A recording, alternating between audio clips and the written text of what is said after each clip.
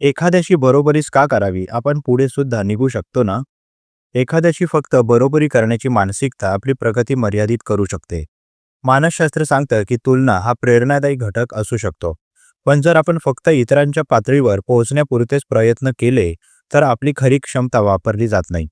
माणसाच्या मनात growth mindset विकसित झालं, तर तो इतरांशी तुलना करण्यापेक्षा स्वतःच्या क्षमतांवर लक्ष केंद्रित करतो आणि स्वतःला अधिक उंचीवर नेतो.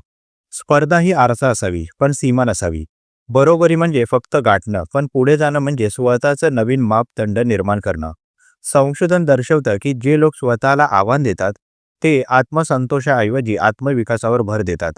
त्यामुळे इतरांसोबत तुलना करून थांबू नका. स्वतःला विचारा की मी अजून किती पुढे जाऊ शकतो. ही विचारसरणीच खरी प्रगती घडवते. धन्यवाद.